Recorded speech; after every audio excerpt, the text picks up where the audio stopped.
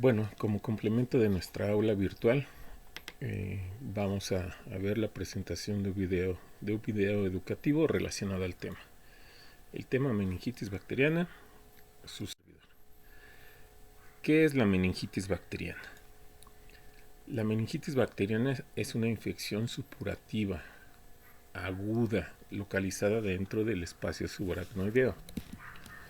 Se acompaña de una reacción inflamatoria del sistema nervioso central que puede producir disminución del nivel de conciencia, convulsiones, aumento de la presión intracraneal y accidentes cerebrovasculares, principalmente de tipo isquémico.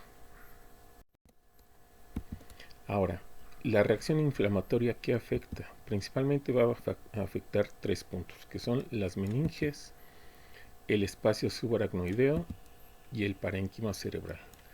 Esos tres aspectos anatómicos los tenemos aquí. Principalmente aquí especificamos las meninges, que son la dura madre, la aracnoides y la pía madre. Abajo del aracnoides está el espacio subaracnoideo y en contacto con el espacio el parénquima cerebral, que son las tres estructuras principales que se afectan en una meningitis bacteriana. Etiología. El Streptococcus pneumoniae, también llamado neumococo, es el patógeno más frecuente que se presenta en adultos mayores de 20 años. Se ha identificado en aproximadamente el 50% de los casos de meningitis bacteriana y abarca de 1.1 casos por 100.000 personas al año. Y esta es la imagen microscópica del neumococo. Otra bacteria no menos importante es el meningococo, o sea, la Neisseria meningitidis, que origina el 25% de los casos. Va de 0.6 casos por 100.000 personas al año y el signo clínico importante que se presenta en los pacientes que sospechamos que tengan una meningitis por meningococo es la presencia de petequias y zonas purpúricas en piel, como podemos observar en esta imagen. Cuando tengamos un paciente con este tipo de lesiones y un cuadro sospechoso de meningitis, no hay que descartar que se trate de un meningococo. Y esto tiene relevancia epidemiológica, ya que es de notificación inmediata el tener un paciente con sospecha de meningococo. E incluso el personal de salud que tenga o haya tenido contacto con el paciente también tiene que estar en observación. Etiología. Otro tipo de bacterias son los bacilos entéricos gram negativos. Estos bacilos se presentan más frecuentemente en pacientes con enfermedades crónicas. Aquellos pacientes con antecedente de etilismo crónico intenso, que viven con diabetes, cirrosis o que presentan infecciones recurrentes de vías urinarias. La Listeria monocitogenes es una causa cada vez más importante, principalmente en neonatos, embarazadas, en pacientes mayores de 60 años o en aquellos pacientes que presenten alguna inmunodeficiencia en cualquier edad. Las manifestaciones clínicas. La meningitis bacteriana es una enfermedad aguda fulminante que avanza rápidamente en pocas horas.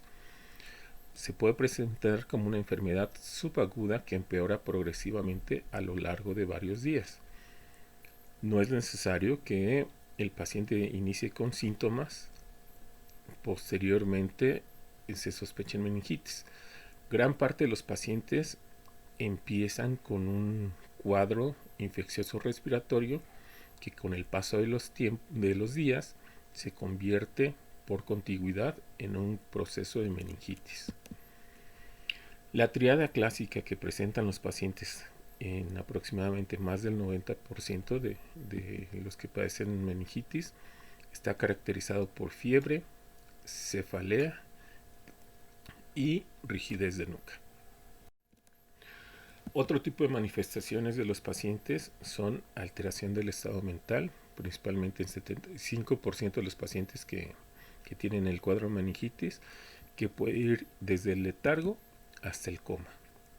Puede haber presencia de náuseas, vómito, fotofobia, convulsiones hasta en un 20 al 40%. Diagnóstico. Para hacer diagnóstico, nuestro estándar de oro es la realización de una punción lumbar para la obtención del líquido cefalorraquídeo. A este líquido cefalorraquídeo que obtenemos por medio de este procedimiento, que es la punción lumbar, se le van a realizar varios estudios de laboratorio, los cuales incluyen citológico, citoquímico, tinción de Gram, tinta china y cultivo. Son los estudios básicos que se le tiene que realizar al líquido cefalorraquídeo. ¿Qué resultados debemos obtener para sospechar en un cuadro de meningitis? Están especificados en estos 4 puntos. 1. Que haya leucocitosis de predominio polimorfonuclear. Idealmente en el líquido cefalorraquídeo no debe haber presencia de células.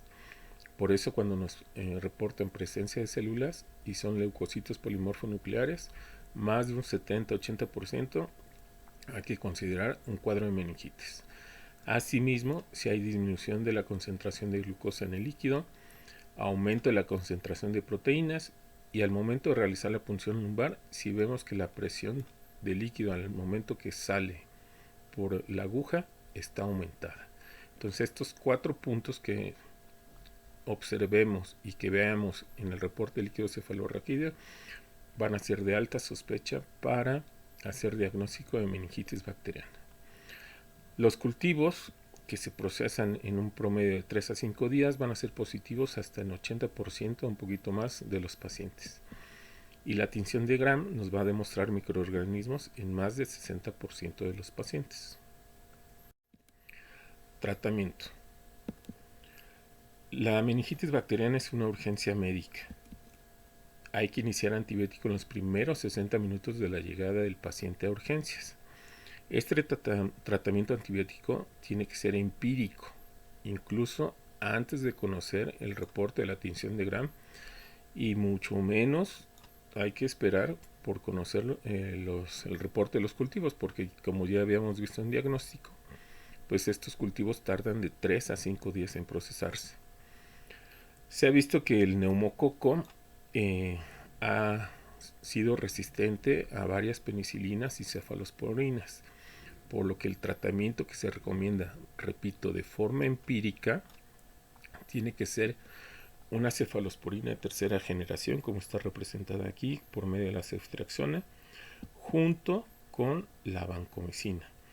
Tienen que ser estos 2 antibióticos que se utilicen en el tratamiento empírico, el cual tiene que iniciarse en los primeros 60 minutos de la llegada del paciente a urgencias. Pronóstico. Se ha visto que la mortalidad de los pacientes que cursan con un cuadro de meningitis bacteriana ha estado en un 3% cuando se presenta por cualquiera de estos 3 tipos de microorganismos, ya sea el Haemophilus influenza, la Neisseria meningitidis o el Streptococo del grupo B. En el caso de la Listeria monocytogenes se ha visto hasta en un 15% y en el neumococo hasta llegar a un 20%. ¿Qué secuelas presentan los pacientes? Puede haber disminución de la capacidad intelectual, alteraciones de la memoria, presencia de crisis epiléptica, hipoacusia, mareo y trastornos de la marcha. Estas son las principales secuelas que se ha visto o que se han visto que los pacientes que sufrieron un cuadro de meningitis bacteriana pudieran llegar a presentar.